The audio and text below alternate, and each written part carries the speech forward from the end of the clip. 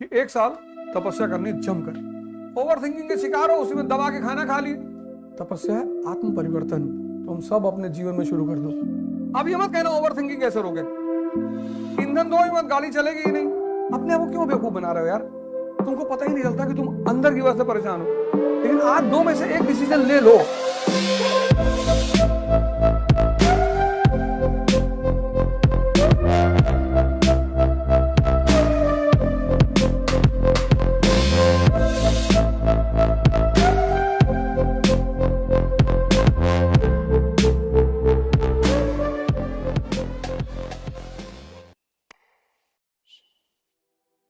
जब भी चुनौती पैदा होगी तो एक व्यक्तित्व का जन्म होगा। यह बात गीता कहती है, यदा यदा ही धर्मस्य ग्लानिर्भवति भारत। क्योंकि ये दुनिया वीरों से खाली थोड़ी, कोई कंदराओं में बैठा तपस्या कर रहे हैं लोग।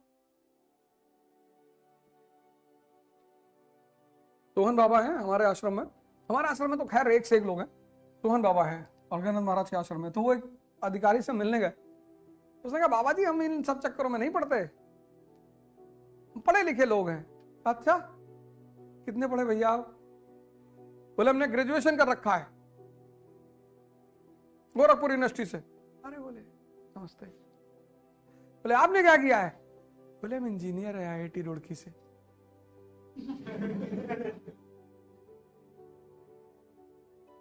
कभी आना आश्रम, तुमको मिलाएंगे, एक से एक लोग हैं। कोई IITN है, कोई कुछ है, तपस्या कर रहे हैं। अभी गांव में रह रहे हैं। महाराज जी ने उनको सेवा दी है गांव में रहने की, जाओ गांव में काम करो।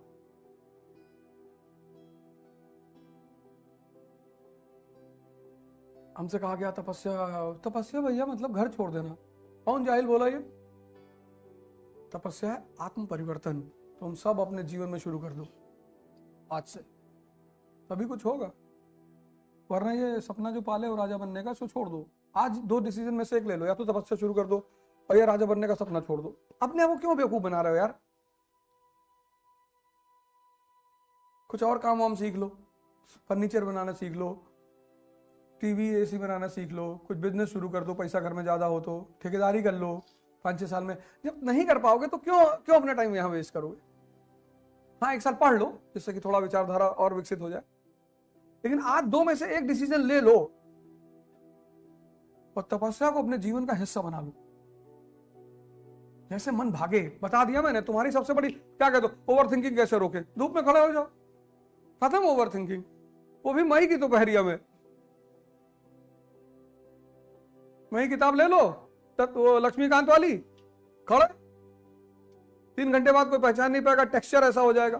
तुम्हारी अम्मा बगल से निकल जाएंगी, हमारा लड़का भी ऐसे है। अब ये मत कहना ओवर थिंकिंग कैसे रोके। जैसे ये तुम्हारे साथ बदतमीजी करे, तुम भी पढ़ कर करो। जब पढ़ने बैठे हैं तो पढ़ने दो। अब क्यों उल्टी सीधी राय दे रहे हो? क्यों उठा रहे हो पढ़ने से? और उससे भी अच्छा तरीका, जब तक पढ़ो कुछ पेट में डालो मत। जब तक पढ़ो ये खाली रहेगा, बस ये भरते चले जाना। 2-3 घंटे जब इसको भर लिए, तब धीरे से खाना खा के नैप ले लेना, आराम कर लेना। यही तपस्या है, यही तपस्या है। तुम्हारी ये वाली मॉडल तपस्या है, पर है ये तुम्हें चेंज करेगी अपने आप से। तुमको कोई राजा नहीं बनाएगा, कभी नहीं बनाएगा, कोई नहीं बनाएगा। तुम्हें बनना पड़ेगा, और एक ही रास्ता है, तपस्या, कर्म विद ध्यान। बस NCERT खत्म हो गई तो अब पूछो मास्टर जितना पूछना चाहते हो। तो तथ्य तो हो सकता है तुम ना बता पाओ, लेकिन कहानी पूरी आनी चाहिए। अगर तुमने NCERT खत्म की और तुम्हें कुछ पता ही नहीं, कहानी भी नहीं पता, तो तुम समझ लो मेहनत कर रहे हो। और अगर मेहनत कर रहे हो तो 20 जन्म लगेगा प्रीलिम्स निकलने में। उसके बाद पता नहीं मेंस निकले कि ना निकले। मेहनत नहीं करना है, तपस्या करना है। मेरी उत्कंठा पता क्या है? मेरी उत्कंठा सिर्फ इतनी है कि तुम यार समझ जाओ कि मैं कह क्या। मैं चाहता हूं तुम सीख जाओ, ये पढ़ने का तरीका तुम सीख जाओ, तुम्हारी डिपेंडेंसी खत्म हो जाए, तुम मेहनत करके निकल जाओ, फिर आगे बढ़ते रहो।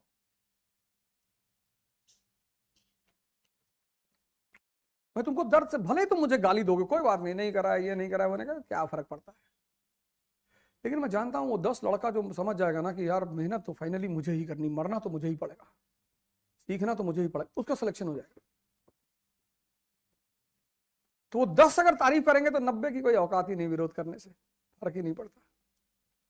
अर्जुन अगर कह रहा है कि द्रोणाचार्य सर्वश्रेष्ठ है, तो नकुल और सहदेव के कन्ना कहने से भी क्या फर्क पड़ता है, इनको तो तमाचा मार के मार डालेंगे।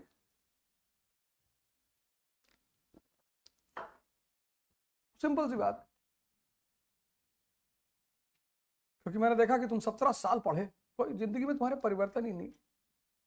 17 साल एक्सरसाइज कर लो तो इतनी डेंजरस बॉडी बन जाए कि शेर और को पटक दो उठा के। अगर तुम 17 साल जिम ज्वाइन किए होते तो अब तक तुम्हारी भयंकर शरीर होती, क्लास में एंटर करते टीचर भी तुमको कहता कि भैया नमस्ते, भैया यहां बैठिए मेरी कुर्सी पे। 17-18 इंच का बाइसेप होता अगर तुम्हारा, 15 भी ठीक है, 17-18 का होता तो टीचर भी कहता कि, क्योंकि सिगरेट तो वो भी पीता है।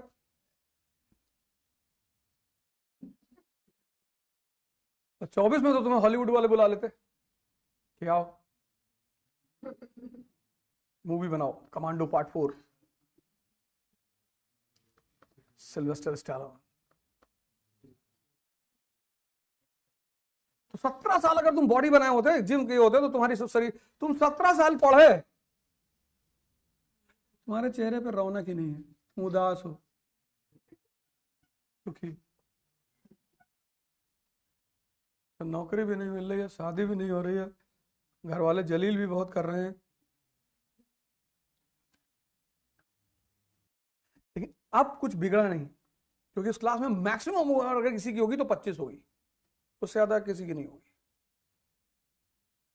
तो कुछ बिगड़ा ही नहीं, तुम बस 2 साल, जैसा मैं कह रहा हूं, 6 महीने तुम अपने आप को बदल लो, उसके बाद 10 महीने तैयारी, 16 महीने, और जाके IAS PCS जो भी तुम्हें देना हो चुपचाप परीक्षा दो, तो तुम्हारा सिलेक्शन होगा। जिस सब्जेक्ट से तुम मेंस लिखने की कोशिश कर रहे हो, उस सब्जेक्ट से MA भी कर लो। जिस सब्जेक्ट से तुम्हें मेंस देना है, उस सब्जेक्ट से तुम MA कर लो, तो उससे क्या होगा कि तुम UGC दे सकोगी। तो UGC JRF अगर तुम्हारा निकला तो तुम्हें PhD में आसानी हो जाएगी। तो तुम्हारे पास एक ऑप्शन क्या खुला होगा, लेक्चरर का। उस दरवाजे को खोल के रखना। जिस सब्जेक्ट से, अभी नहीं, पहले पहला अटेम्प्ट दे लो, फिर जिस सब्जेक्ट से तुम्हें देना है उस सब्जेक्ट से MA कर लो, सब लोग। तो एक ऑप्शन तुम्हारा सेफ रहेगा, फिर उससे UGC JRF क्वालिफाई कर लो। यहां PhD शुरू करोगे 35-40 हजार रुपये मिलना शुरू हो जाएगा स्टाइपेंड। और अगर उसकी तुम्हें जरूरत नहीं होगी तो सब अपने कोच गाइड को दे देना, वो तुम्हारी थियरी बना देगा, जमा कर देगा।